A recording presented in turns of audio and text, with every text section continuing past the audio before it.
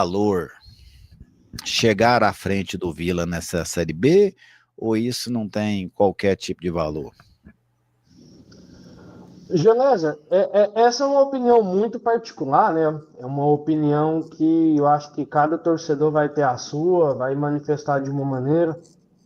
Na minha opinião, particularmente, eu acho que não tem valor nenhum.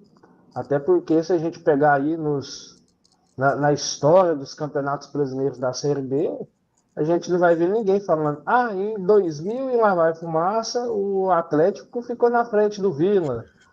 O Goiás ficou na frente do Atlético. Então, tipo assim, é muito irrisório. Eu continuo com aquela máxima, né? Do quinto ao 16º é todo mundo dentro do mesmo balaio. Então, assim, eu acho que, na minha opinião, eu acho que não tem muito esse valor de ficar na frente do Vila, até porque, assim, com que intenção o Atlético vai querer rivalizar algo com um time que nunca nem viu a Série A, Genesa? Mas agora tem um outro ponto. Você cita esse ponto, eu compreendo o seu raciocínio.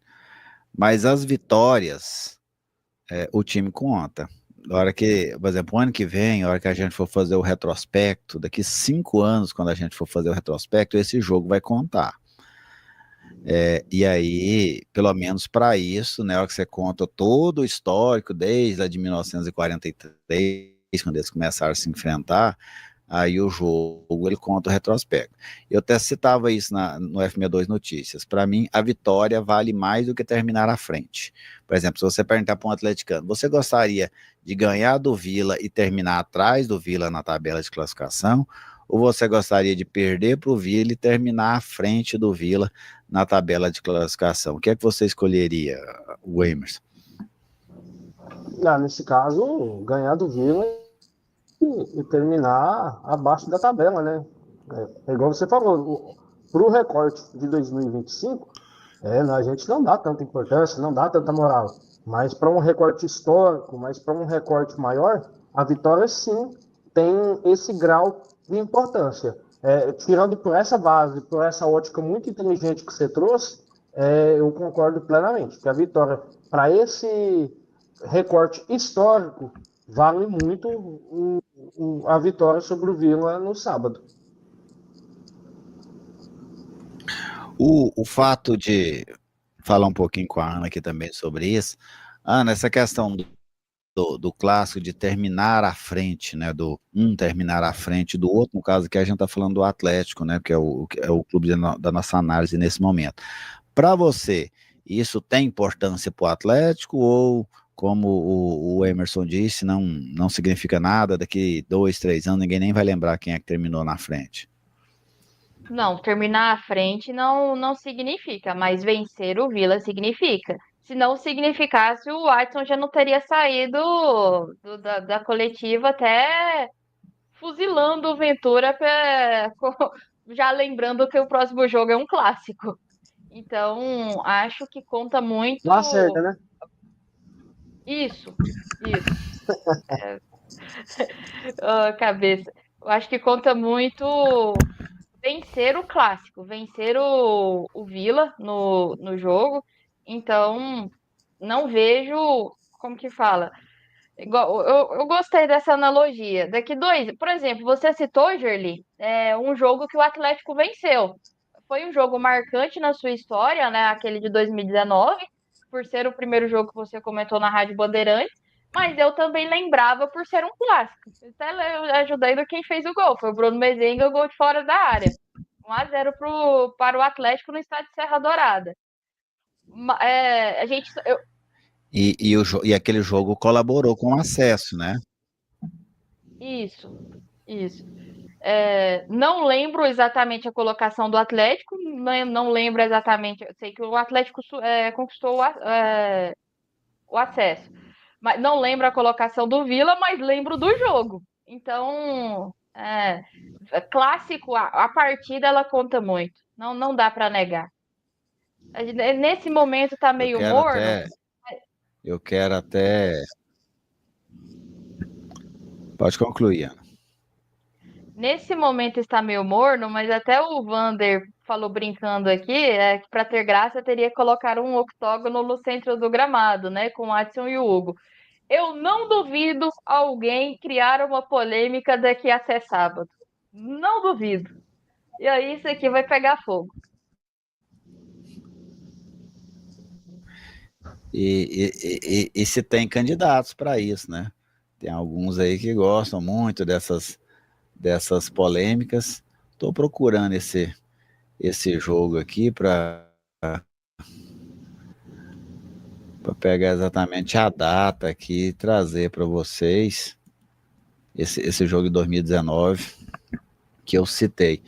E a mesma pergunta que eu havia feito para o Emerson, eu repito para você, Ana. Você acha que vale mais para o torcedor ganhar o clássico e terminar atrás na tabela ou perder o clássico e terminar na frente? Pela ótica do Atlético, ganhar o clássico. Não passar 2025, ser ter vencido o Vila, eu acho que incomoda. É, vai ficar aquele espinho, né? Não venceu o Vila, o Goiás chegou a vencer o Goiás, mas aí perdeu para o time em casa. Então, o Atlético precisa da vitória. Sem importar, vence hoje não, sábado, né? Vence essa rodada e depois as rodadas subsequentes se tornam de verdade o amistoso. Mas acho que o presidente Adson Batista não vai deixar esse jogo ter cara de amistoso.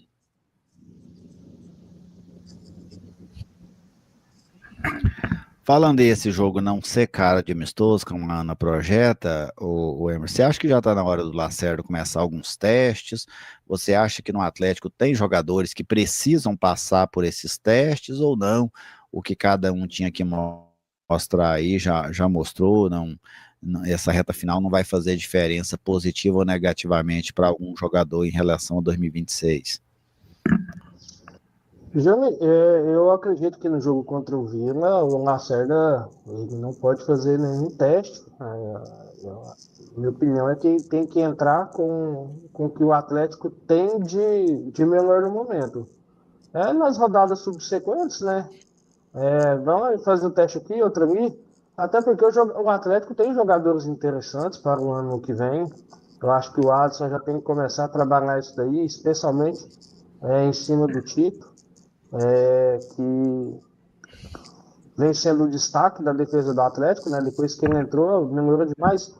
Falou no último jogo, né? A defesa bateu cabeça várias vezes, mas é um recorte muito pequeno para uma sequência que o Atlético veio e o Tito tem todos os créditos dessa melhora da defesa do Atlético. Então, acho que contra o Vila, não. Contra o Vila, vamos com o que a gente já conhece, o que a gente tem, mas pro restante do campeonato aí, tem muito jogo aí que dá para fazer um teste com um jogador ou outro aí, pensando em 2026, porque tem jogadores para se aproveitar e para pensar para 2026, e eu acho válido fazer esses testes, descobrir quem está com vontade, quem talvez tenha um ali que está ficando sem contrato, que quer continuar, vai demonstrar alguma coisinha, mas contra o Vila não, vamos com o que a gente já conhece, com o que a gente tem de melhor, e para cima, porque a gente, igual falou, né?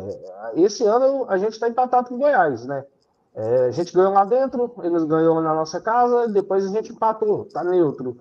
Aí o Vila não, né? O Vila a gente perdeu um no Goiano, onde o Vila jogou um bom futebol e o Atlético sumiu em campo.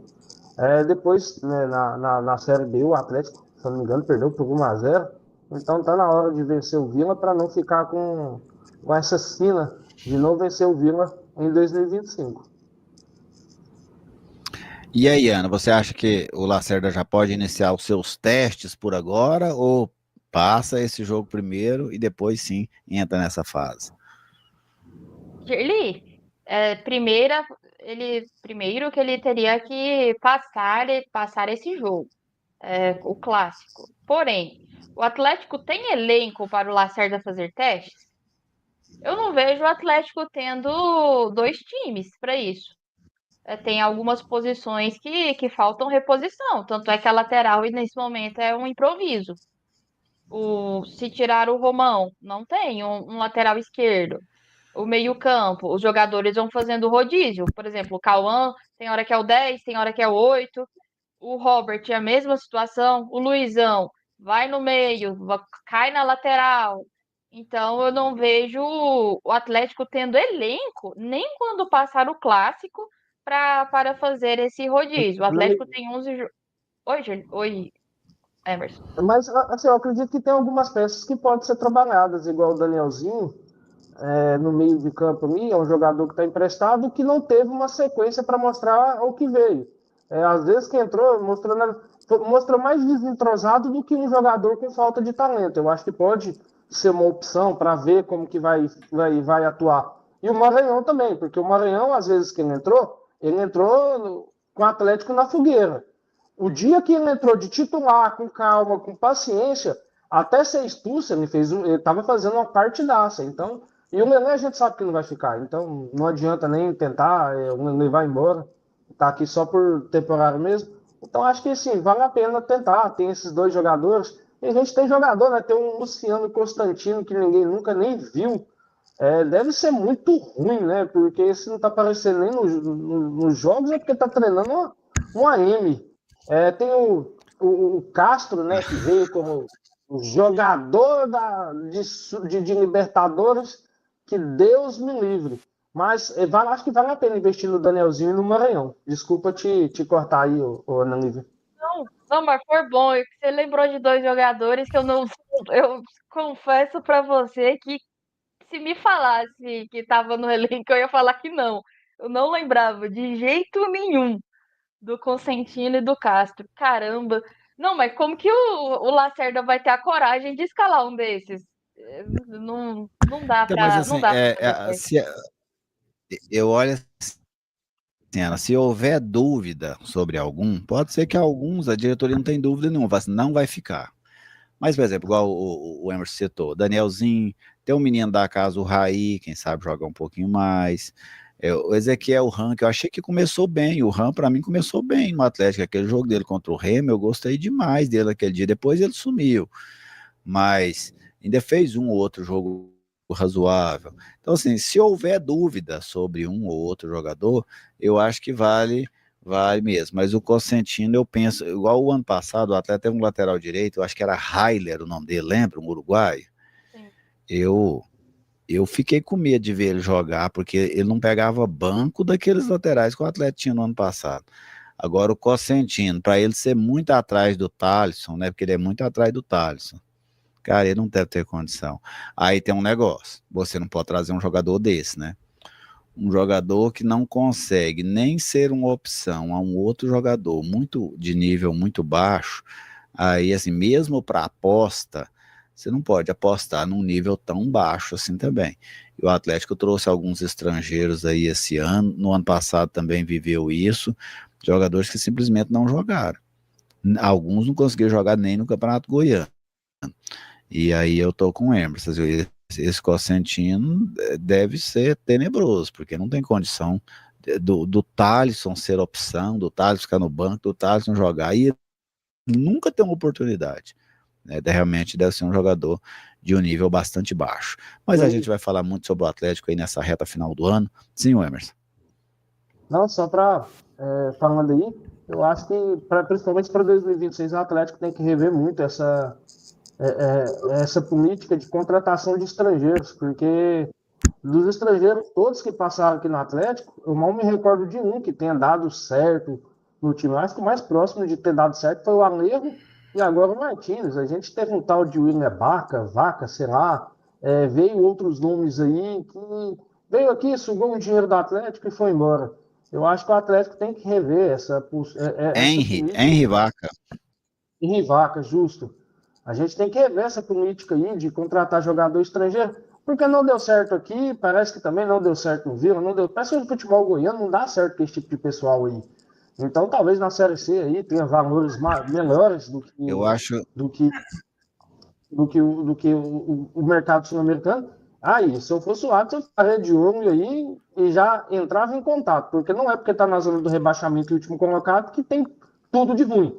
Mas aquele Garcia do Paysandu, se eu fosse o Adson, eu abri o olho, porque é elogiado pela mídia, foi elogiadíssimo ontem, e o cara joga o fino da bola. Então, assim, sobre esses sul-americanos aí é complicado, Jeremy.